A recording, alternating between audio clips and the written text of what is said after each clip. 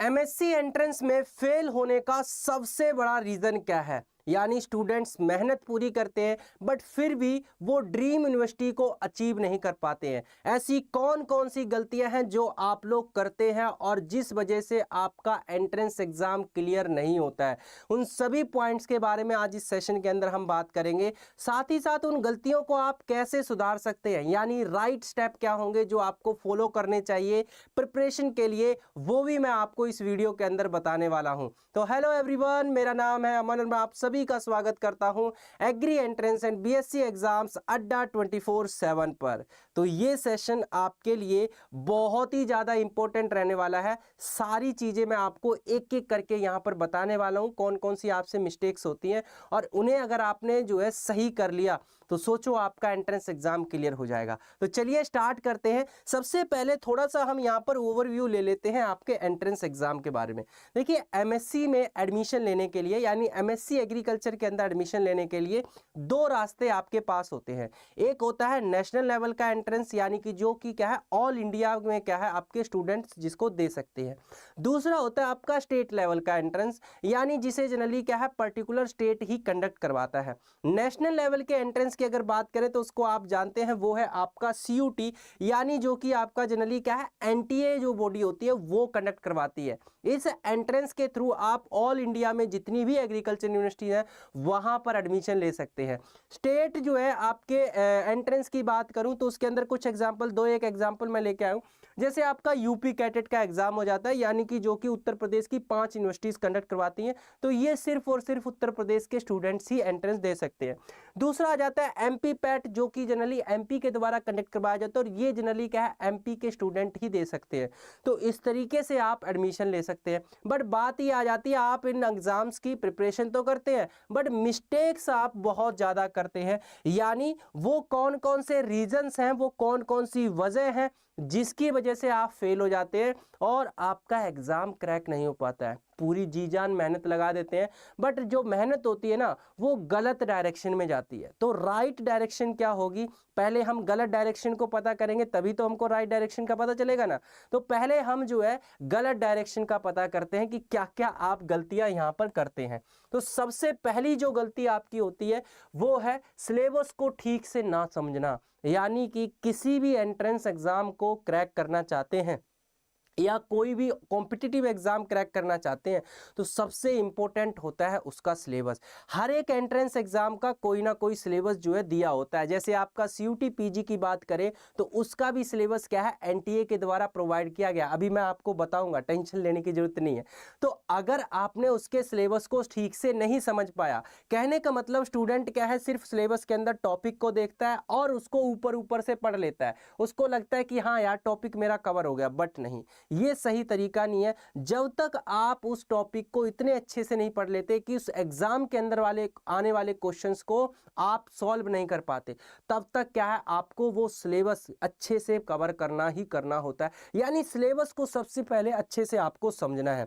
दूसरी जो मिस्टेक आपके द्वारा की जाती है वो है गलत स्टडी मटेरियल चुन लेना। कहने का मतलब आप जो है व्हाट्सएप के यानी व्हाट्सएप ग्रुप फॉलो करते हैं या फिर रैंडमली जो है कहीं से भी कोई भी आपको पीडीएफ मिली या फिर आप रैंडमली क्या है किसी भी वेबसाइट से पढ़ लेते हैं। ये आपकी सबसे बड़ी मिस्टेक होती है। यानी आपके पास एक ऑथेंटिक और क्वालिटी कंटेंट होना बहुत ज़्यादा जरूरी है। भाई आप जितना मर्जी पढ़ लो, आप खुद सोचो ना, जितना मर्जी आप पढ़ लीजिए, अगर आपने गलत चीज़ पढ़ ली या फिर आपने वो क्वालिटी कंटेंट नहीं पढ़ा या वो चीज़ नहीं पढ़ी जो एग्जाम के अंदर जहां से पूछा जाता है, तो आपके पढ़ने का कोई मतलब नहीं है। क्योंकि अल्टीमेट लोग क्या देखेंगे, अल्टीमेट लोग तो रिजल्ट देखेंगे ना, उसके पीछे मेहनत आपने कितनी की है वो कोई नहीं देखेगा। अगर आप एंट्रेंस एग्जाम में फेल हो जाते हैं तो लोग आपको ताने ही मारेंगे कि हाँ इतनी मतलब कि इतना पढ़ता था, इतनी पढ़ाई करता था, इंटेलिजेंट था, बट फिर भी एग्जाम क्रैक नहीं हुआ।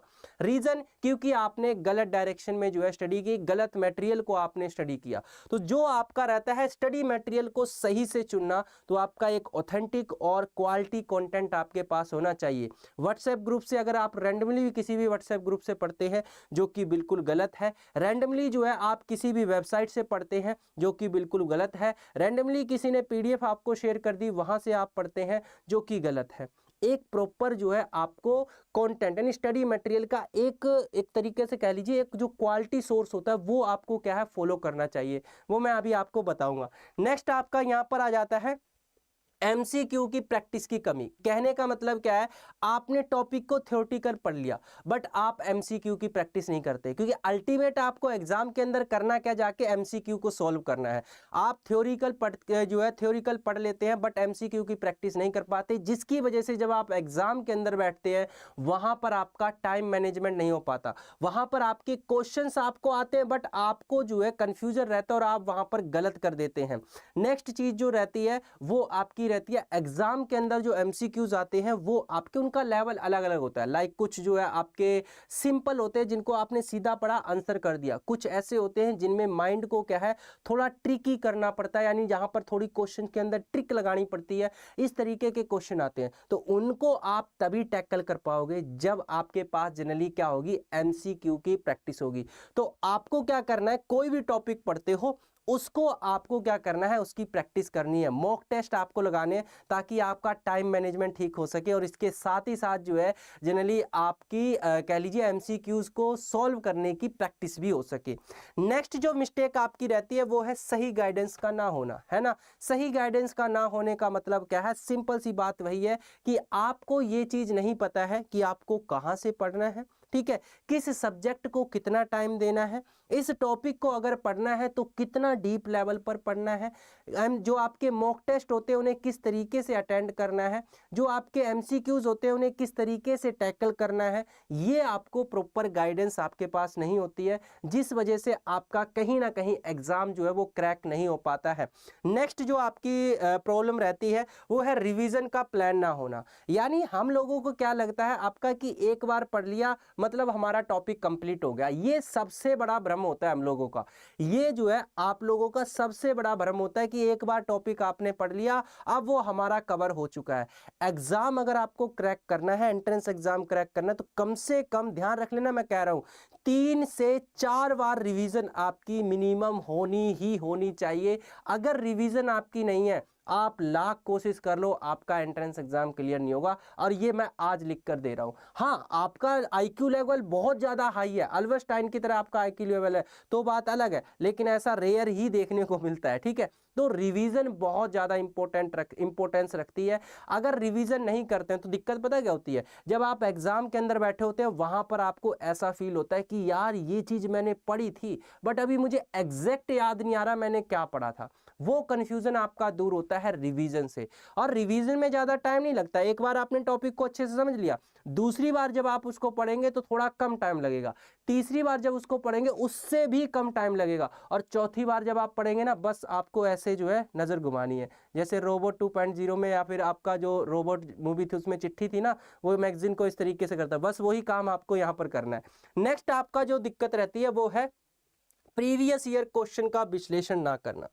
आप क्या करते हैं, जनरली जो है सिलेबस आपने देखा और उसको पढ़े जाते हैं। भाई सिलेबस को कितना पढ़ना है, किस लेवल तक उसको पढ़ना है, वो आपको पता चलता है प्रीवियस ईयर क्वेश्चन पेपर्स की एनालिसिस करके, यानी पीवाईक्यू की एनालिसिस करके। आप पीवाईक्यू की एनालिसिस ही नहीं करते हैं। फॉर एग्जांपल के लिए मैं कहता हूं, जैसे मान लीजिए आपका जो है फर्टिलाइजर टॉपिक को ले लेते हैं, तो फर्टिलाइजर टॉपिक के अंदर क्या आपको सिर्फ फर्टिलाइजर्स की वैल्यू ही याद करनी है, या फिर आपका फर्टिलाइजर टॉपिक्स के अंदर थोड़ा और डीप जो है आपको जाना है?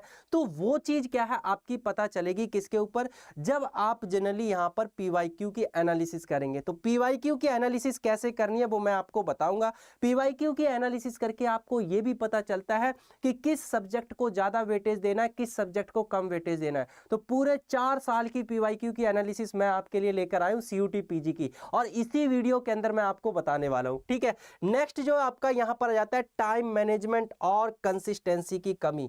मोस्ट इंपॉर्टेंट पॉइंट है आपका कंसिस्टेंसी। बच्चे क्या करते हैं, 2 दिन पढ़ाई की, 2 दिन मौज की, फिर 5 दिन पढ़ाई की, फिर 4 दिन मौज की, फिर 10 दिन पढ़ाई की, फिर 4 दिन मौज की। ये जो है आप लोगों के अंदर सबसे ज्यादा रहती है। एकदम आपके अंदर ना जुनून सवार होता है, एकदम आपके अंदर भूत सवार होता है कि यार मुझे एंट्रेंस एग्जाम क्रैक करना है। और ये भूत पता कब सवार होता है, ये होता है सवार जब आप पूरा दिन जो है खेल खूल के शाम के टाइम जब अकेले सोते हैं ना अपने बिस्तर में, तब आपको याद आता है कि यार मेरी मेरी बीएससी है वो कंप्लीट होने वाली है, मैं फाइनल के ईयर के अंदर हूं, अब आगे क्या करूंगा। उस समय आपके मन में ऐसा आता है कि अभी उठ के ना मैं पढ़ने लगूं। वो वाला जो मोटिवेशन है ना, वो आपको मोटिवेशन बना के रखना है जब तक आपका एग्जाम क्लियर नहीं हो जाता है तब तक। तो ऐसा नहीं है कि मोटिवेशन आपका बीच बीच में खत्म हो जाए, और किसी और के मोटिवेट करने से आप कभी मोटिवेट हो भी नहीं सकते। कोई और आपको मोटिवेट करेगा भी ना तो 1 घंटा, 2 दिन, 3 दिन, 1 हफ्ता, 2 हफ्ता, इससे ज्यादा नहीं चलने वाला। इस बात को मेरे लिख के ले लीजिए। जो सेल्फ मोटिवेशन होता है वो आपका सबसे ज्यादा इंपॉर्टेंस रखता है। तो अपने अंदर उस आग को, अपने अंदर उस ज्वाला को जला के रखना कि हाँ मुझे पढ़ना है, मुझे एंट्रेंस एग्जाम क्लियर करना है, मुझे बीएचयू के अंदर एडमिशन लेना है, मुझे जो है सीएसए के अंदर एडमिशन लेना है, या मुझे एटसेट्रा एटसेट्रा जो भी आपकी यूनिवर्सिटी है उसके अंदर एडमिशन लेना है। तो उसके लिए बेटा मेहनत तो करनी पड़ेगी, है ना, और लगातार मेहनत करनी पड़ेगी। ऐसा नहीं है 2 दिन आपने पढ़ा, फिर 1 दिन का गैप दे दिया, फिर 4 दिन पढ़ा, फिर 5 दिन का गैप दे दिया। इससे पढ़ने से आपका कोई मतलब नहीं बनता। आप कभी आजमा के देखना, 4 दिन आप अच्छे से पढ़ना, 2 दिन मत पढ़ना, आपको ये लगेगा 4 दिन मैंने कुछ पढ़ा ही नहीं, आपकी मेहनत बर्बाद आपको नजर आएगी। तो ये बात आपकी सबसे ज्यादा, यानी ये गलती भी आप लोग करते हैं। तो अगर आप इन गलतियों को नहीं दोहराओगे, इन गलतियों को नहीं दोहराते हो, यानी सिलेबस को आपने अच्छे से समझ लिया, इसके साथ ही साथ सही मटेरियल यानी स्टडी मटेरियल आपने जो है सोर्स चूज कर लिया अच्छा वाला, देन इसके साथ ही साथ एमसीक्यूज, जैसे ही आप टॉपिक पढ़ते हो उसकी एमसीक्यूज की प्रैक्टिस करने के लिए आपको क्वेश्चंस मिल जाते हैं। देन तीसरी चीज सही गाइडेंस का ना होना, यानी प्रॉपर आपको मेंटोरशिप देने वाला बंदा है कि भाई इस समय तुम ये गलती कर सकते हो, इस गलती को मत दोहराना, इस समय तुम ये गलती करते हो, इस गलती को आपको नहीं दोहराना है, इन क्वेश्चंस को इस तरीके से टैकल करना है, इस टॉपिक को इस तरीके से टैकल करना है, इस टॉपिक को इस तरीके से आप आसान तरीके से याद कर सकते हैं। अगर ये गाइडेंस देने वाला आपको मिल गया ना तो समझो नौका पार होगी, समझो क्या है, नौका पार होगी। देन इसके साथ ही साथ रिवीजन का प्लान वो आपको खुद बनाना पड़ेगा, और उसमें आपका जो ये गाइडेंस देने वाला जो पर्सन है वो आपकी हेल्प कर सकता है रिवीजन करवाने में। साथ ही साथ प्रीवियस ईयर क्वेश्चन पेपर का जो पीवाईक्यू का एनालिसिस है वो आपको करना पड़ेगा, उसमें भी आपका गाइडर ही आपकी मदद करेगा। Then time management and consistency, तो आपको वो अपने अंदर ज्वाला जो है वो बना के रखनी ही रखनी है ना। अब बात कर लेते हैं इसका सॉल्यूशन क्या है, यानी किस तरीके से आप जो है एंट्रेंस एग्जाम को क्रैक कर सकते हो, वो कौन कौन सी चीजें जिन्हें आपको फॉलो करना चाहिए।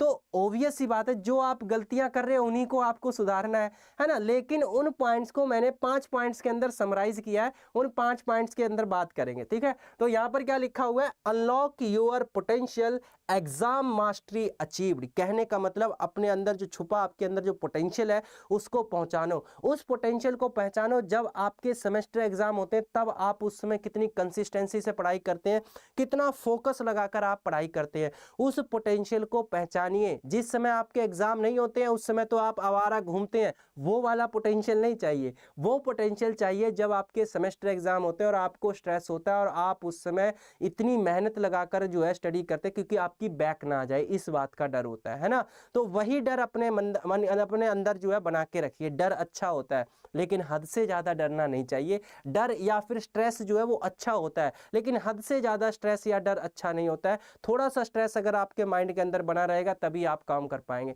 भाई कोई भी काम ले लो, अगर उस काम का आपको स्ट्रेस नहीं है तो आप कभी नहीं करोगे, आप कभी नहीं करने के उस काम को। तो जो आपके अंदर पोटेंशियल छुपा हुआ है ना, उस पोटेंशियल को पहचानिए, अपने ऊपर कॉन्फिडेंस रखिए और एनर्जी लगाइए, और जो है फाइनली आपके पास सक्सेस आपके हाथों में होगी। तो चलिए जानते हैं वो 5 आपके स्टेप कौन कौन से हैं। सबसे पहला स्टेप आ जाता है वही आपका सिलेबस। अगर आपने सिलेबस के अकॉर्डिंग स्टडी नहीं की तो कुछ नहीं किया। तो सबसे पहले सिलेबस को फॉलो करना है। मैं अभी आपको बताऊंगा, पीवाईक्यू की एनालिसिस भी आपको करवाऊंगा। दूसरी चीज ये है कि आपने सिलेबस तो पता कर लिया, लेकिन उस सिलेबस के अंदर आपको कितना डीप लेवल पर पढ़ना है। जैसे कि फॉर एग्जाम्पल मैंने अभी आपको कहा था, अभी जस्ट एग्जाम्पल दिया था फर्टिलाइजर वाला, इसी तरीके से चलिए सोइल साइंस के अंदर ले लेते हैं। मैं यही सब्जेक्ट आपको पढ़ाता हूँ। तो लाइक सोइल साइंस के अंदर हमने हमने ले लिया जैसे कि आपका कंपोनेंट्स ऑफ सोइल को ले लिया, तो कंपोनेंट्स ऑफ सोइल को आप कितना डीप पर पढ़ना चाहिए, आपको सोइल प्रोफाइल को किस तरीके से आपको पढ़ना चाहिए, किस तरीके के क्वेश्चन पूछे जाते हैं, वो आपको पता चलेगा पीवाईक्यूज का एनालिसिस करके, ठीक है।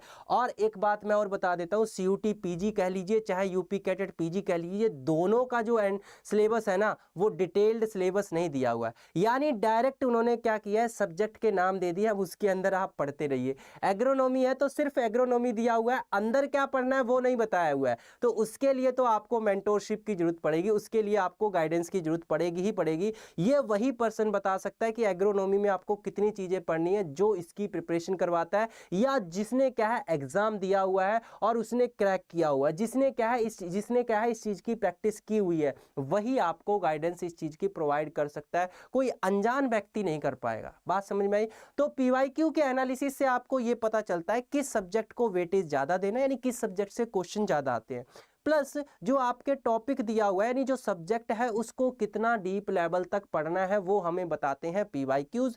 और आपके क्वेश्चंस किस तरीके के आते हैं, इजी लेवल होता है, मॉडरेट लेवल होता है या हाई लेवल टफ लेवल होता है, वो भी आपके पीवाईक्यूज ही बताते हैं।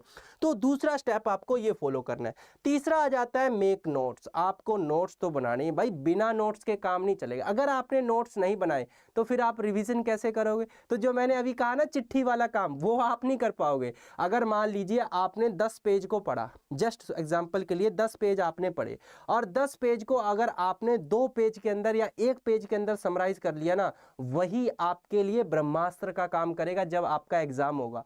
तो उस 10 पेज को या फिर आपका कह लीजिए उस 10 पेज के जो है कंप्लीट थ्योरी को 2 पेज के अंदर या 1 पेज के अंदर कैसे समराइज करना है, वो टैलेंट आपके अंदर होना चाहिए। तो ऐसे नोट्स आपको बनाने हैं, ऐसे नोट्स आपको बनाने हैं ताकि आप उसको पढ़ो ना तो एकदम वो 10 के 10 पेज आपके सामने आ जाने चाहिए, 10 के 10 पेज आपके सामने आ जाने चाहिए।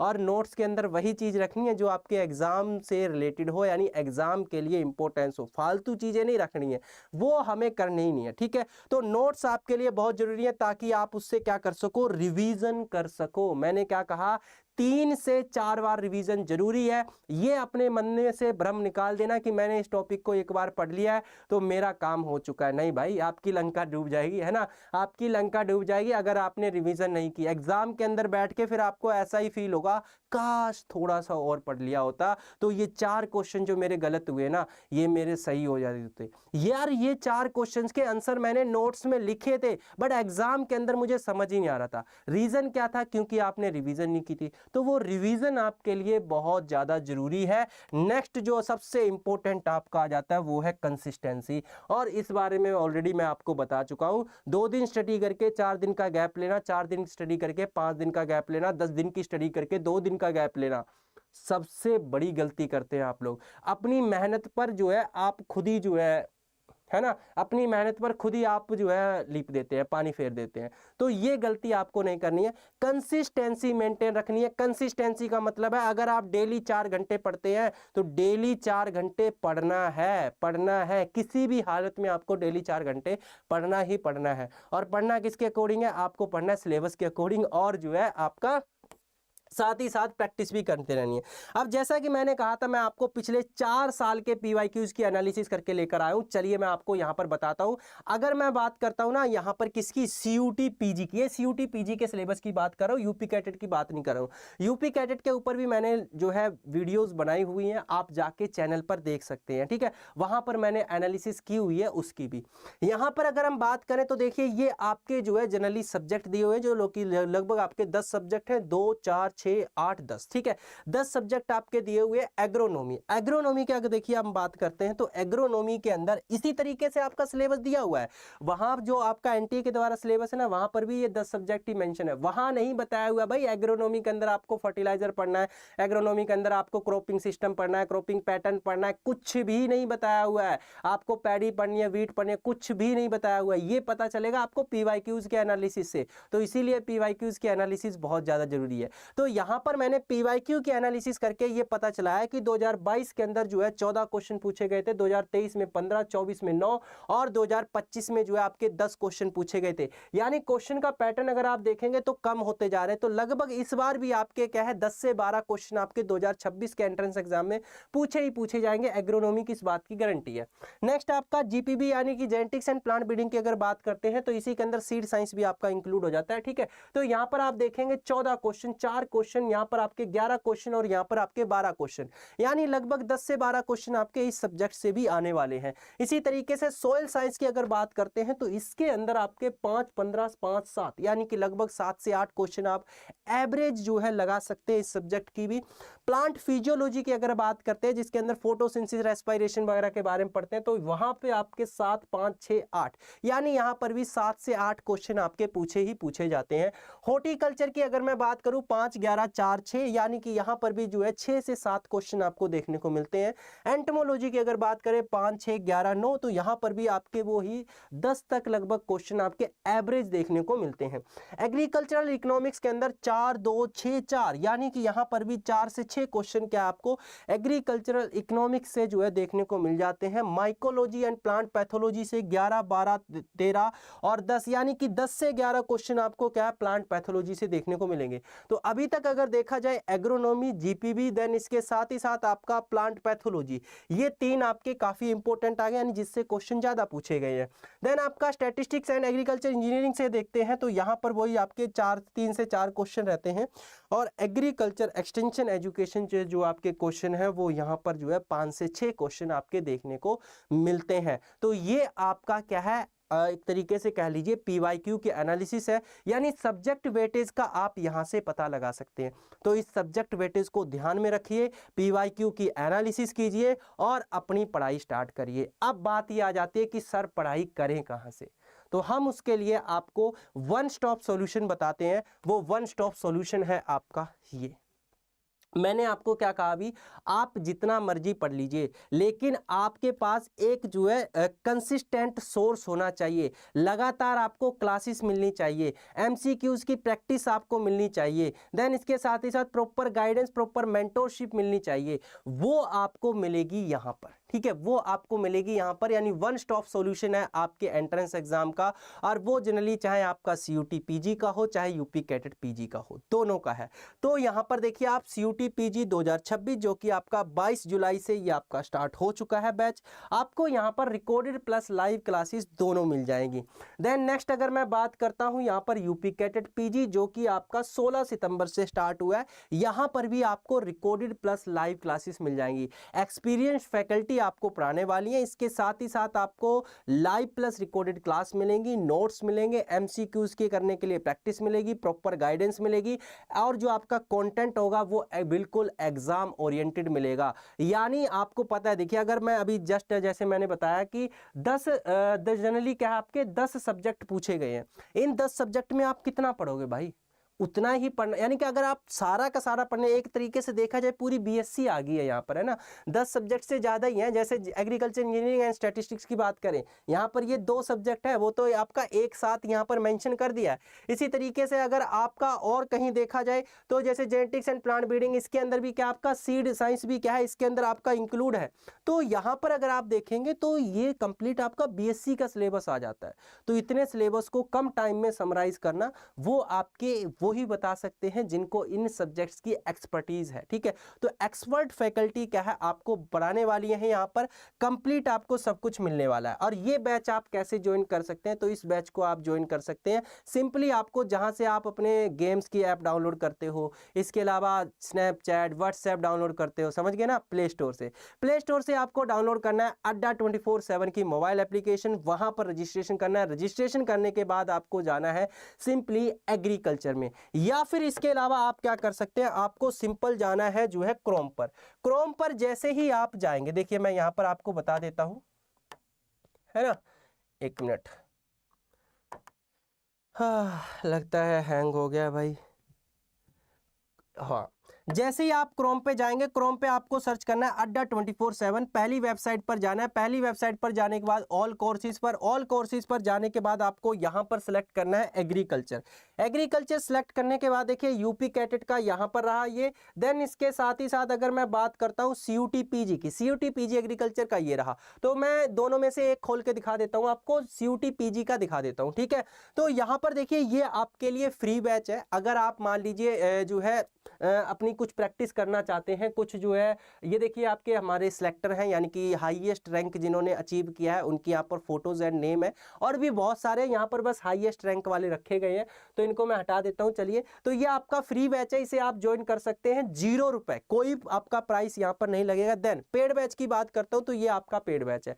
बाकी फ्री बैच में बेटा फ्री बैच ही होगा, वहां पर सारी चीजें आपको नहीं मिलेंगी, है ना। तो पेड बैच के अंदर क्या है, आपको कंप्लीट चीजें मिलने वाली हैं यहाँ पर। इसके ऊपर जो है हम चलते हैं, चलिए इसके बारे में जानते हैं। तो अगर मैं बात करता हूं इस बैच के जो है प्राइस की, 3,914 रुपए इसका प्राइस है। अभी डिस्काउंट मैं आपको बता दूंगा कैसे मिलेगा। इस बैच के अंदर आपको क्या क्या चीजें मिलने वाली हैं, तो लाइव प्लस रिकॉर्डेड क्लास मिलेंगी। इसके साथ ही साथ आपको जो क्लास में पढ़ाया जाएगा वो नोट्स दिए जाएंगे, डिटेल नोट्स आपको प्रोवाइड किए जाएंगे। देन इसके साथ ही साथ क्या है, आपको प्रीवियस ईयर पेपर्स मिलने वाले हैं, साथ ही साथ आपको MCQs की प्रैक्टिस भी यहाँ पर करवाई जाएगी। प्रॉपर गाइडेंस तो आपको मिलेगी ही मिलेगी। सेपरेट ग्रुप होगा जहां पर सभी बच्चे जो पेड वाले हैं वो ऐड होंगे, और वहां पर क्या आपकी टाइम टू टाइम जो है आपका कह लीजिए हम इंटरेक्शन करते हैं, प्रॉपर गाइडेंस आप लोगों को प्रोवाइड करते हैं। जब हमको लगता है कि हाँ अब आपको जरूरत है, यहां पर आप गलती कर सकते हैं। ये वो एक्सपर्ट फैकल्टीज हैं जो आपको पढ़ाने वाली हैं, डेमो वीडियोस इनकी दी हुई हैं, आप यहां पर जाकर चेक कर सकते हैं। देन बाकी की चीजें यहां पर देखिए, आपका स्टडी मटेरियल, स्टडी प्लान हो गया, सब्जेक्ट कवर हो गया, एग्जाम पैटर्न हो गया, वो सारी चीजें आप यहां पर चेक कर सकते हैं। अब परचेज कैसे करना है वो मैं आपको बता देता हूं सिंपली, और डिस्काउंट कैसे मिलेगा। सिंपली जाना है मोर ऑफर पर। मोर ऑफर पर जैसे ही आप जाएंगे, ये देखिए कूपन कोड अप्लाई करने का ऑप्शन है। यहां पर आपको कूपन कोड अप्लाई करना है Y1021, ठीक है। कूपन कोड आपको क्या डालना है, यहां पर जो है सिंपली Y1021 में अप्लाई करके दिखा देता हूं। ये आपने यहां पर जो है कूपन कोड डाला Y1021, जैसे ही आप इसको अप्लाई करेंगे 3,600 रुपए में ये आपको कंप्लीट बैच पड़ जाएगा। तो जाइए और एनरोल कीजिए और अपनी प्रिपरेशन को स्टार्ट कीजिए। इतना समझाने के बाद भी अगर आप नहीं समझ पाए हो ना, फिर तो बाबा गड़बड़ है ना, फिर तो जो है गड़बड़ है, अगर इतना समझाने के बाद भी आप नहीं समझ पाए। देन इसके अलावा मैं आपको बताना चाहूँगा, जैसे जो है आपका अगर मान लीजिए आप कुछ जैसे आपको लगता है कि हाँ यार मुझे बैच की ज़रूरत नहीं है, मैं सारे सब्जेक्ट खुद से पढ़ सकता हूँ, तो कुछ लेवल तक हम आपकी यूट्यूब पर हेल्प करते हैं, हमेशा से करते आए और अब भी कर रहे हैं, ठीक है। तो आपको यूट्यूब पर जनरली क्या है, देखिए आपका CUT PG की क्लासेस, जैसे यहाँ पर मेरी एक्सटेंशन की और आपका यहाँ पर एग्रोनॉमी की, देन आपकी सोयल साइंस की कंप्लीट प्लेलिस्ट आपको मिल जाएंगी इसी चैनल पर, agri entrance and BSc exams अड्डा 24/7 पर। तो जाओ उनको देखो। देन आपका यूपी कैडेट PG वाले बच्चों के लिए भी यहाँ पर आपकी क्लासेस चल रही हैं, तो उन्हें भी क्लासेस मिल जाएंगी। बट मैं फिर से वही कहना चाहूँगा, आपको यूट्यूब पर YT पर पेड, यानी कि पेड कह रहा हूँ, यानी कि जो क्लासेस तो मिल जाएंगी, बट जैसे एग्रोनॉमी या सोयल साइंस है तो यही 2 सब्जेक्ट मिले, बाकी सब्जेक्ट का क्या है ना। तो बाकी सब्जेक्ट्स के लिए आपको पढ़ना, क्योंकि हर एक सब्जेक्ट का अपना इंपॉर्टेंस है। ऐसा नहीं है कि आपने सोयल साइंस एग्रोनॉमी पढ़ लिया, स्टैटिस्टिक्स को मारो गोली, एक्सटेंशन को मारो गोली। नहीं भाई, गोली मार दी तो फिर वो आपको गोली मार देगा, है ना। तो ऐसे काम नहीं चलेगा, गोली नहीं मारनी है। तो आपको सारे सब्जेक्ट जो है कवर करने, उसके लिए बेटा आपको वो चीज़ ज्वाइन करनी पड़ेगी। बाकी आप समझदार हैं, मैं ज़्यादा आपको बोलूँगा नहीं तो आप कहेंगे कि सर तो अपना पेड बैच प्रमोट कर रहे हैं। मैं कोई पेड बैच प्रमोट नहीं कर रहा हूँ, मैं जस्ट आपको बता रहा हूँ कि जो आपका एंट्रेंस एग्जाम फेल होने के बाद जो आपके माइंड पे स्ट्रेस लेवल होगा, यूनिवर्सिटी आपको नहीं मिली, उस समय जो आपका स्ट्रेस लेवल होगा, उस स्ट्रेस लेवल को फिर आप झेल नहीं पाएंगे, है ना। वो स्ट्रेस लेवल बहुत ज़्यादा खतरनाक होता है। तो मैं आप ज़्यादा ज्ञान नहीं पेलूंगा, नहीं तो कहोगे सर ज़्यादा ही ज्ञान पेल रहे हैं। तो इतना ज्ञान बहुत है, इतना आपको समझाने के लिए बहुत मैंने समझा दिया है। इन चीज़ों को फॉलो करना, जो मैंने आपको गलतियां बताई हैं, जो गलतियां आप लोग करते हैं, वो गलतियां प्लीज़ प्लीज़ मत दोहराना। बैच आप ले या ना ले वो आपकी मर्जी है, बट वो गलतियां मत दोहराना। उसी तरीके से स्टडी करना जैसे मैंने आपको गाइड किया है। आपको बहुत ज़्यादा हेल्प मिलने वाली है। और इन्फॉर्मेशन के लिए और हेल्प के लिए आप मेरा टेलीग्राम ग्रुप ज्वाइन कर सकते हैं, agriculture by Aman sir. Link आपको वीडियो के डिस्क्रिप्शन बॉक्स और कमेंट बॉक्स के अंदर मिल जाएगा। इसके साथ ही साथ जो है, अब जाते जाते सिंपल आपको क्या करना है, है। अगर वीडियो आपको पसंद आई है तो वीडियो को लाइक कर देना है, चैनल को सब्सक्राइब कर लेना है, नोटिफिकेशन बेल को ऑन कर लेना है। कोई भी आपका क्वेरी, कोई भी आपकी जो है क्वेश्चन है, कमेंट सेक्शन के अंदर कमेंट कर दीजिए, ड्रॉप कर दीजिए, उसका रिप्लाई मैं दूंगा। अदरवाइज टेलीग्राम ग्रुप पर 24/7 आवर्स मैं आपके लिए अवेलेबल हूँ, सच में अवेलेबल हूँ 24/7 आवर्स, अजमा के आप देख लेना। ठीक है, तो ठीक है, मिलते हैं फिर नेक्स्ट क्लास के अंदर। अपना ध्यान रखना। और हाँ, मेरी क्लासेस चलती है जो है CUT PG की सुबह 10 बजे, तो उसको अटेम्प्ट जरूर करना। और आपकी यूपी कैडेट की क्लास चलती है शाम को 6 बजे, तो उसको भी अटेम्प्ट जरूर करना है ना। बाकी पेड बैच का आप अपना डिसाइड कर लीजिए, डिस्कशन कर लीजिए, उसके बाद देख लेना, सोच लेना। Thank you.